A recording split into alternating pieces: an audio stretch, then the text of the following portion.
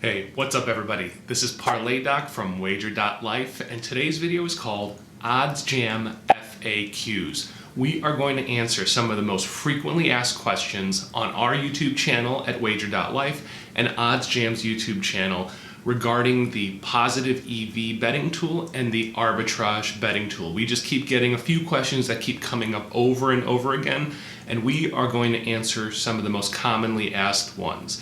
So before we dive into it, first of all, thank you to our video sponsor, OddsJam. Thank you very much, OddsJam, for sponsoring this video. If you are in the sports gambling, sports betting, social media space, and you don't know who OddsJam is, where have you been and what are you doing?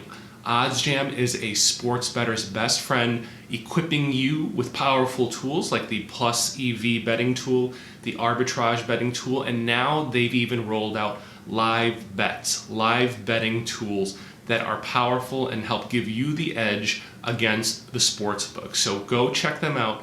Look at our referral link down below. Use our referral link to show us some love if you decide to give them a test spin. So let's jump right in. We're going to start first with the positive EV FAQs. The first question that seems to come up the most is, OddsJams and you keep saying that Pinnacle Sportsbook is used as kind of the reference line to compare other sportsbooks to in order to detect off lines that come out as positive EV lines for the plus EV betting tool. Why do you guys consider Pinnacle Sportsbook to be the sharpest sportsbook out there? Here's the reason why, okay? Pinnacle Sportsbook has a reputation of being a sharp sportsbook. They have some of the tightest lines out there, okay? The least amount of line errors. They take sharp action from sharp bettors. They have some of the highest limits. They don't ban winners. They don't ban sharp bettors. They even allow arbitrage betting with pretty decent limit sizes, okay? So they're taking heavy action. They're not cherry picking what kind of action they're taking as much as these other sports books. So their lines are tight, pretty accurate, and reflect true action. And this is why it's kind of used as somewhat of a baseline in order to detect off lines that allow for positive EV opportunities, okay? The next common question we get is, does plus EV betting mean that plus EV bets are more likely to hit, or are these locks? The answer is no, okay? Positive EV does not translate to these bets are more likely to win.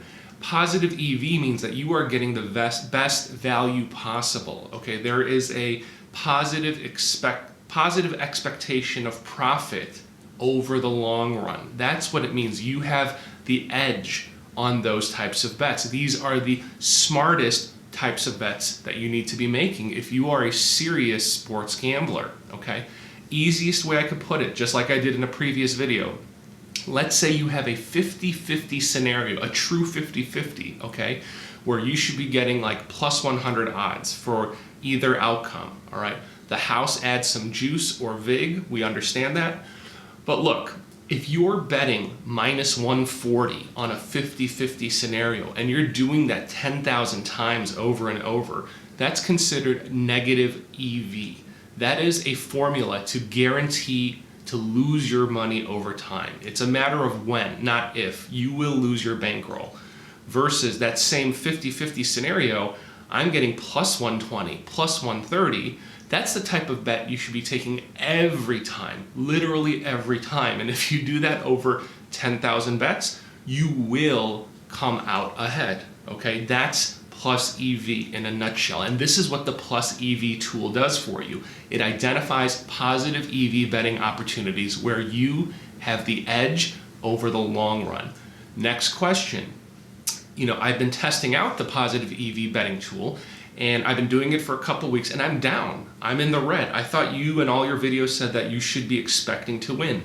Key words, long-term variance, okay? You have to think of positive EV taking place over thousands of bets. Not a few, not a couple hundred, but thousands. And that's when the power of probability and positive EV will play out, okay? So you have to account for variance. So that equals bankroll management. You have to manage your unit sizes appropriately to weather rough patches losses. But in the long run, if you are focusing on positive EV and you're not wasting your money on crazy long shot parlays and SGPs, this will work out in the long run. It's math and it's probability, okay?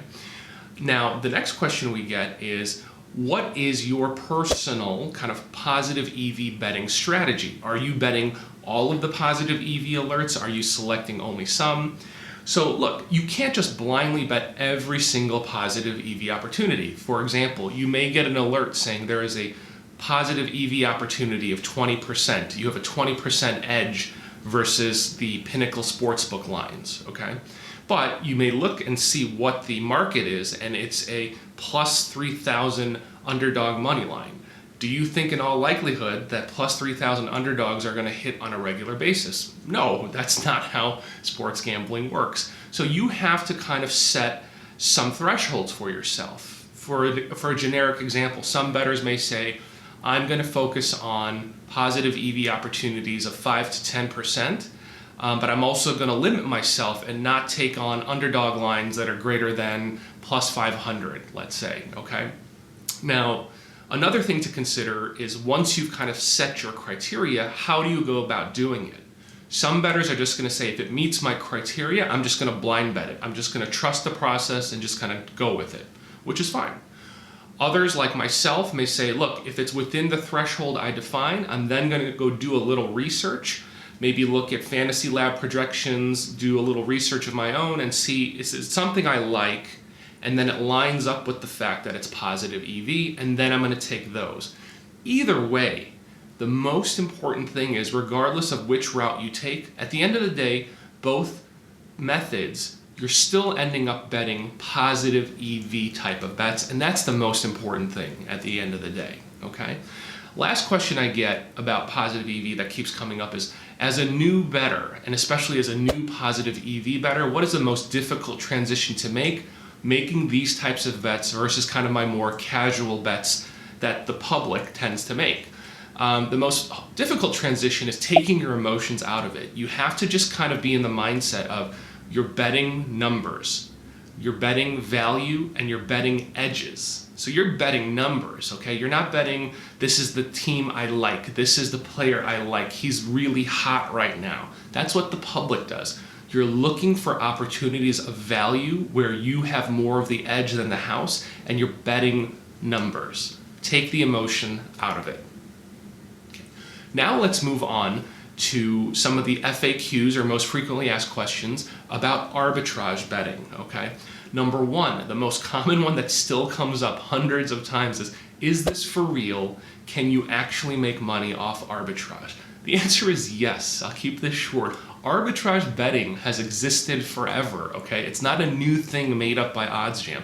OddsJam just basically makes it super easy because they do all the work for you. They search and scour all the lines of all these different major sports books. They find the opportunities where lines are so off that you can bet both sides and guarantee yourself a small profit. Keywords, small profit, okay? Because you're betting both sides and trying to win kind of a margin of single-digit profit, single-digit percentage profit. This is different than positive EV, okay? So it is smaller increments of profit you're gonna make, but it is literally risk-free, zero risk. You are guaranteed to win. That is a fact, that is true, okay? Number two, how many sports books should I be using? My answer is as many as you can handle without it becoming a headache or a nuisance. Me, I'm using 5 or 6 at the moment, just because the more that you have, the more opportunities that will come in front of you, okay? Next question, what type of bankroll did you start off with for arbitrage betting? For arbitrage, I will say, you do want to have a decent chunk of change to make it worth your while. It's a bit different than positive EV betting.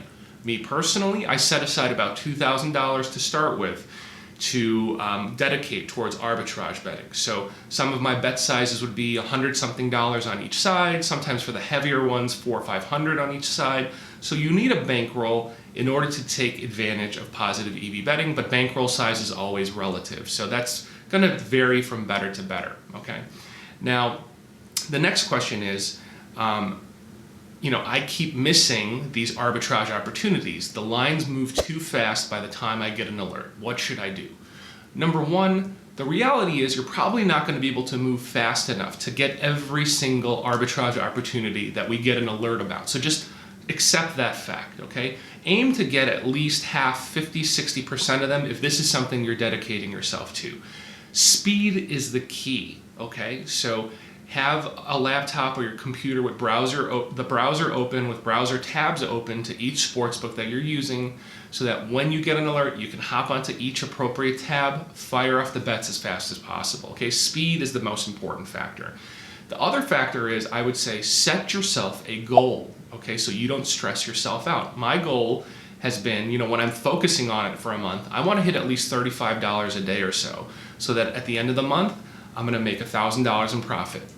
Simple math, okay? So once I hit 30-something bucks of profit in a day, I stop worrying about it. If I get around to other alerts, then that's just gravy. But as long as I hit my daily goal, I'm not going to worry about it or stress and obsess about every single alert that comes in. So speed and set yourself a goal, okay? Next question about arbitrage betting that keeps coming up is, I'm worried about limits, okay? Will I be limited? And I keep hearing from other people on social media, I shouldn't arbitrage bet because I'm going to get limited. Look, arbitrage betting is allowed. Is it frowned upon by sportsbooks? Yes. The main thing they frown upon is when you're trying to take advantage of promos and line fluctuations where you're betting both sides on the same book. So don't do that, okay? You've probably seen some of those promos on like DraftKings where it'll say, make a spread bet pre-game on a particular basketball team, and then for every 3-pointer made, you'll get X amount of bucks. Then someone tries to be clever and is trying to bet the spread on both sides as odds fluctuate, pre-game, trying to even out your money and just guarantee you're going to make money from the 3-pointers. Like, that's what they frown upon. They don't want you to take advantage of things like that. So really, back to my first point on arbitrage, just use multiple sports books, bet the opposite sides on different sports books to allow for variance. Now, I will say the one place where limits are more likely to happen and are more realistic to happen and quickly are player prop markets, okay? The player props themselves. The player prop market, I'm not even talking about arbitrage now, just in general has less liquidity, okay, than major markets like spreads, money lines, totals, and because of that, there's already stricter limits, okay? So there's already stricter limits itself. But now if you're arbitrage betting and you're, let's say, on one sports book, because of variance, you just keep winning on that one, and you've been betting larger amounts than usual, like 300, 400, 500 a prop, and you just had the streak where on one book that you're using for arbitrage, you happen to keep winning on that one and losing on this other one. That's where you will probably get some limits set on the player prop market. Again, I've been using 5 or 6 books, doing this regularly for a year. I only have one sports book, okay, Bet Rivers, where they've limited me to about $100, $125 a prop bet, player prop bets, on just Bet Rivers itself. And that's been me doing this regularly over the course of a year using 5 or 6 sports books. So the reality is yes and no, okay? If you just do it responsibly, stay under the radar. If you're gonna bet player props and arbitrage there, I would say use smaller amounts than you typically would versus other markets. And if you enjoy player props and that's a staple type of bet, I wouldn't even do it then to not risk limits for arbitrage betting, okay? So look, I know we couldn't get around to every single question, but those were some of the main FAQs we got about plus EV and about arbitrage. I hope that you found this mailbag episode kind of helpful. If you have not given OddsJam a test drive yet, please go give them a try. Use our referral link down below. What are you waiting for? Check out the positive EV, the arbitrage betting tools, the middling tools, the new live betting tools. Give it a spin. Show us some love by using our link. Until next time, this is Parlay Doc from wager.life. Give me and my buddy a follow on Twitter. Until next time, good luck on all your bets. Turn to a savage, now my baby wants to hold me. I love my fans, don't need no friends, I got my homies. Thought I could trust you, I find out you tried to zone me. I'm number one up on that court, I'm Nick McGrady. The first one in, the last one out, can't call me lazy. Put in my hours, send the invoice and they pay me. I need 6 rings like MJ and Tom Brady.